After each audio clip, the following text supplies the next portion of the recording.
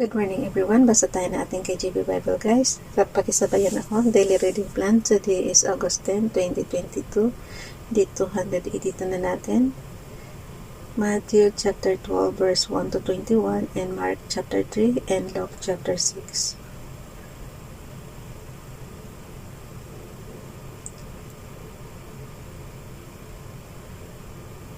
Up to 21, diba? Wait lang ha. Ulitin ko lang. Up to 21. Matthew chapter 12. At that time Jesus went on the Sabbath day through the corn, and his disciples were hungered, and began to pluck the ears of corn and to eat. But when the Pharisees saw it, they said unto him, Behold, thy disciples do that which is not lawful to do upon the Sabbath day. Kasi guys, bawal nga. Do you remember yung nangahoy lang? Di ba ang parusa is kamatayan na? So, ito sila si Jesus ng corn.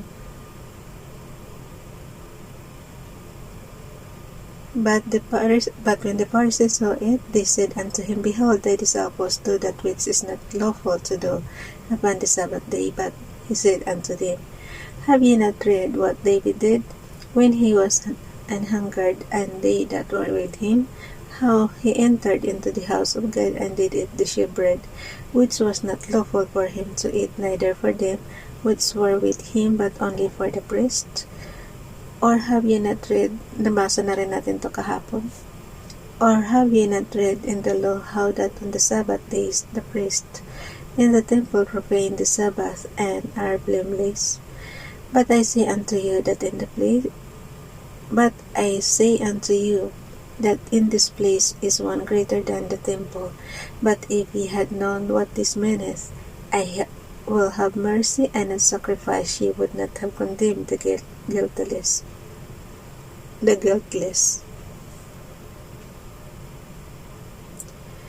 Verse 8. For the Son of Man is Lord even of the Sabbath day. And when he was departed thence, he went into the synagogue. And behold, there was a man which had his hand withered, and they asked him, saying, Is it lawful to heal on the Sabbath days, that they might accuse him? And he said unto them, What man shall there be among you that shall have one sheep, and if it fall into a pit on the Sabbath day, will he not lay hold on it and lift it out? How much then is a man better than a sheep? Wherefore it is lawful to do well on the Sabbath days. Then said he to the man, Stretch forth thine hand, and he stretched it forth, and it was restored whole like as the other. Then the Pharisees went out and held a council against him, how they might destroy him.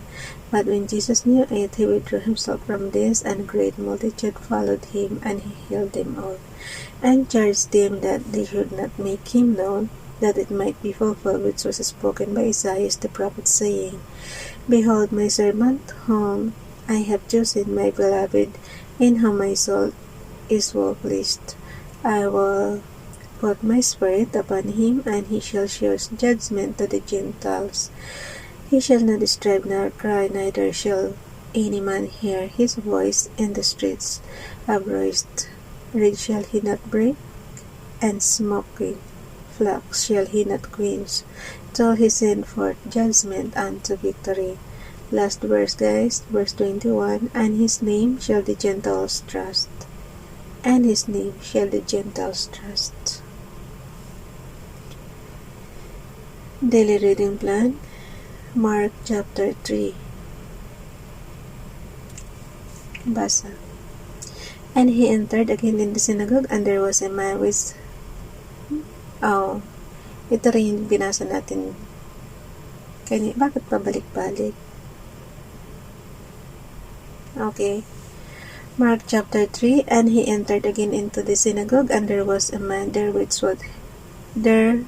had a withered hand, and they watched him whether he would heal him on the Sabbath day, that they might accuse him. And he said unto the man which had the withered hand, Stand forth. And he said unto them, Is it lawful to do good on the Sabbath days, or to do evil, it to save life, or to kill? But they held their peace. And when he had looked round about on them, with anger, being grieved for the hardness of their hearts, he said unto the man, Stretch forth thine hand. And he stretched it out, and his hand was restored whole as the other.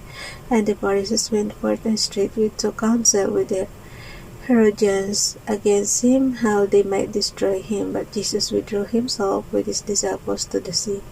And a great multitude from Galilee followed him, and from Judea, and from Jerusalem, and from Idumea, and from beyond Jordan, and the about Tyre and Sidon. A great multitude, when they had heard what great things he did, came unto him. Verse 9. And he spake to his disciples that a small ship should wait on him because of the multitude, lest they should throng him. For he had held many, insomuch that they pressed upon him for to touch him, as many as had plagues. And unclean spirits, when they saw him, fell down before him, and cried, saying, Thou art the Son of God. And he straitly charged them that they should not make him known.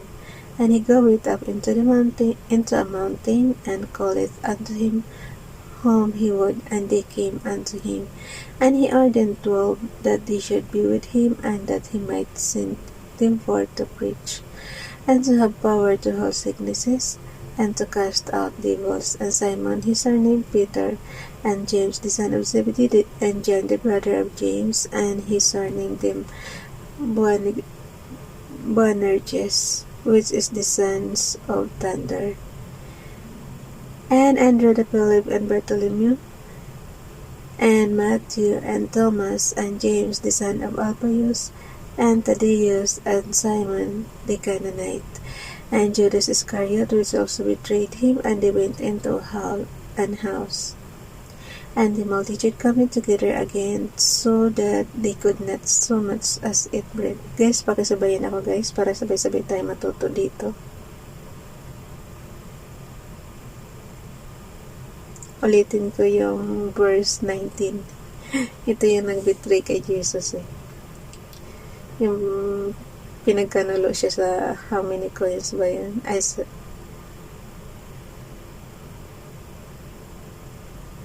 Okay. And Judas, verse 19. Mark 3, chapter 3, verse 19. And Judas Iscariot, which also betrayed him, and they went into an house. And the multitude come together again, so that they could not so much as eat bread. And when his friends heard of it, they went out to lay hold on him, for they said, He is beside himself. And the scribes which came down from Jerusalem said, He had Beelzebub, and by the prince of the devils casted he out devils. And he called them unto him, and said unto them in parables, How can Satan cast out Satan? And if a kingdom be divided against itself, that kingdom cannot stand. And if a house be divided against itself, that house cannot stand. And if Satan rise up against himself, and be divided, he cannot stand, but hath an end. No man can enter into a strong man's house and spoil his goods, except he will first bind the strong man, and then he will spoil his house. Verily I say unto you, all sins shall be forgiven unto the sons of men, and blasphemies wherewithsoever they shall blaspheme. But he that shall blaspheme against the Holy Ghost hath never forgiveness, but is in danger of eternal damnation. Because they said he had an unclean spirit, there came then his brethren and his mother, and standing without, sent unto him, calling him. And the multitude sat about him, and they said unto him, Behold, thy mother and thy brethren without seek for thee. And he answered them, saying, Who is my mother or my brethren? And he looked round about on them which sat about him, and said, Behold, my mother and my brethren, for whosoever shall do the will of God, the same is my brother and my sister and mother.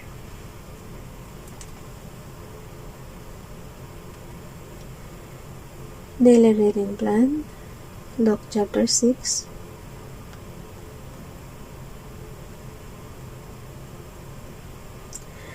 And it came to pass on the second Sabbath after the first that he went through the carnivals, and his disciples flocked. Oh, kapareho to guys nung ng Matthew chapter 12. Kaya makapal ang Bible guys kasi pare-pareho sila ng ng kung anuhin mo lang talaga, isa-isahin mo. Maraming pabalik-balik na verses katulad nito. Na ba, yung Matthew chapter 12, 1 to 21, tapos yung Mark chapter 3, tapos ito naman Luke chapter 6. Pareho din.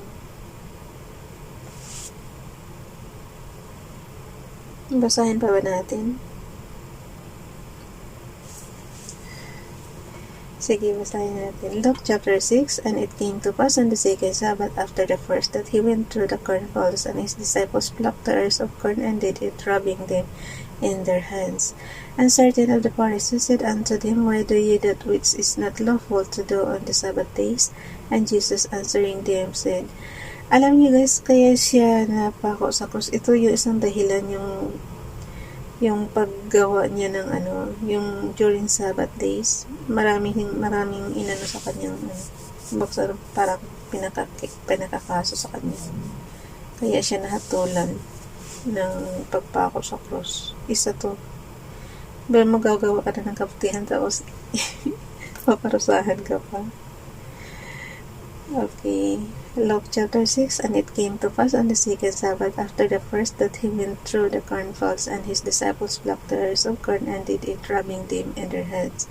And certain of the Pharisees said unto them, Why do ye that which is not lawful to do on the Sabbath days? And Jesus, kung sabagay kasi mahigpit ang batas noon once na lumabag ka sa Sabbath days, kasi naalala ko talaga yung binasa natin na nangahoy lang siya, tapos ayun, pinarusahan na siya ng kamatayan ng panahon ni Moses. So, ibatas pa rin yung lobok ni Moses pa rin yung inaano dito. Parang sinusunod talaga. So, dito na tayo sa ulitin ko lang ha. And it came to pass on the second Sabbath, chapter 6 verse 1.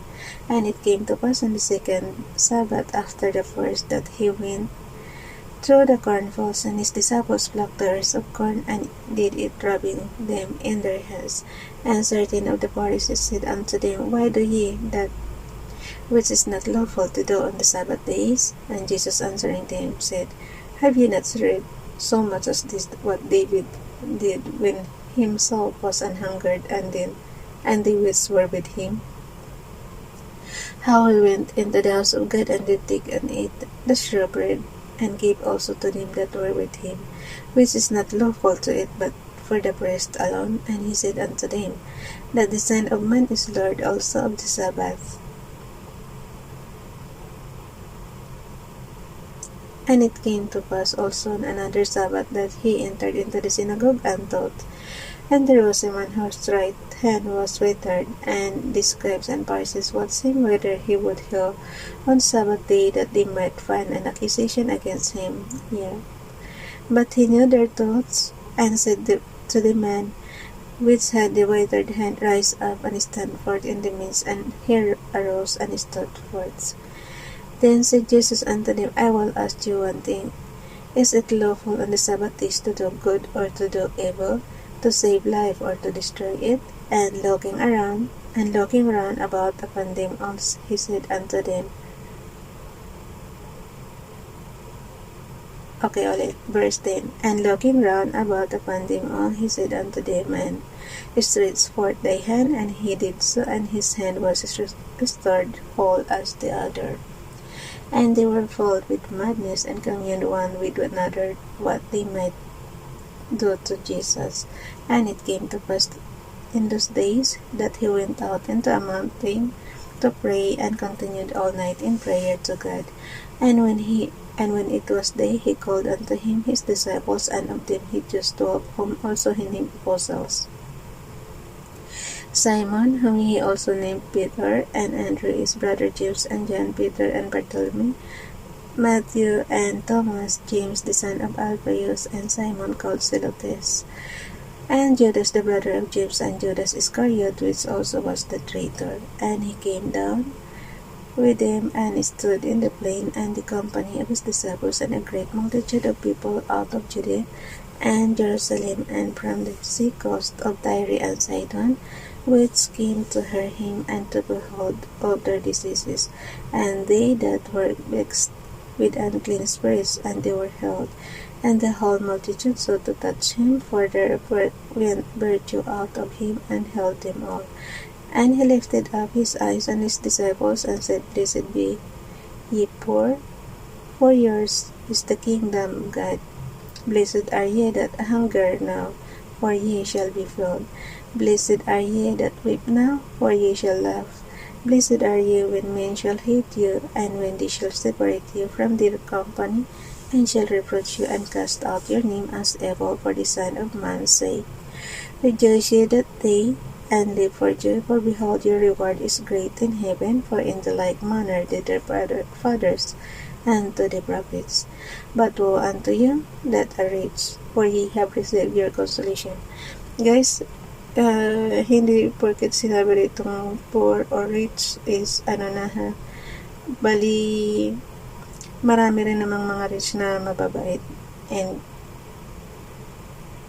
so hindi naman lahat ng rich is mapaparusahan. Parang ganito, tingnan mo yung verse 24 ng Luke chapter 6. Kasi kung paparusahan lahat ng rich, di wala nang mayayaman, di ba? So ito yun. But woe unto you that are rich, for ye have received your consolation. Woe unto you that are full, for ye shall hunger.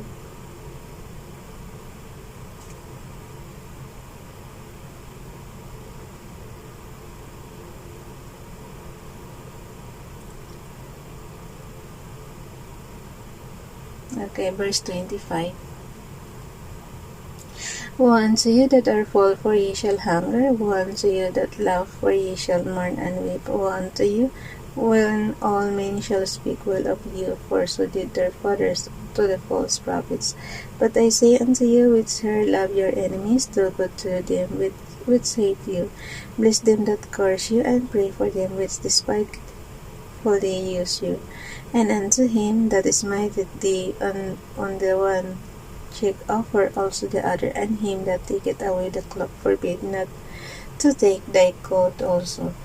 Give to every man that asketh of thee, and of him that taketh away thy goods ask them not again. Verse 31. And as ye would that men should do to you, do ye also to them likewise. For if ye love them which love you, what thank have ye? For sinners also love those that love them. And if ye do good to them which do good to you, what thank have ye? For sinners also do even the same. And if ye lend to them of whom ye hope to receive, what thank have ye? For sinners also lend to sinners to receive as much again. But love ye your enemies, and do good, and lend, hoping for nothing again, and your reward shall be great, and ye shall be the children of the highest, for he is kind unto the unthankful and to the evil. Be ye therefore merciful, as your Father also is merciful. Judge not, and ye shall not be judged. Condemn not, and ye shall not be condemned. Forgive, and ye shall be forgiven. Give, and it shall be given unto you. Give good measure, pressed down, and shaken together, and running over, shall men give into your bosom. For with the same measure that ye meet withal, it shall be measured to you again. Verse 39. And he spake a parable unto them, Can the blind lead the blind? Shall they not both fall into the ditch? The disciple is not above his master, but every one that is perfect shall be as his master. And why beholdest thou the mote that is in thy brother's eye, but perceivest not the beam that is in thine own eye? Either how canst thou say to thy brother, Brother, let me pull out the mote that is in thine eye, when thou thyself beholdest not the beam that is in thine own eye? Thou hypocrite, cast out first the beam out of thine own eye, and then shalt thou see clearly to put out the mote that is in thy brother's eye. Verse 43, For a good tree bringeth not forth corrupt fruit, neither doth a corrupt tree bring forth good fruit. For every tree is known by his own fruit, for of tares men do not gather figs, nor of a bramble bush gather they grapes.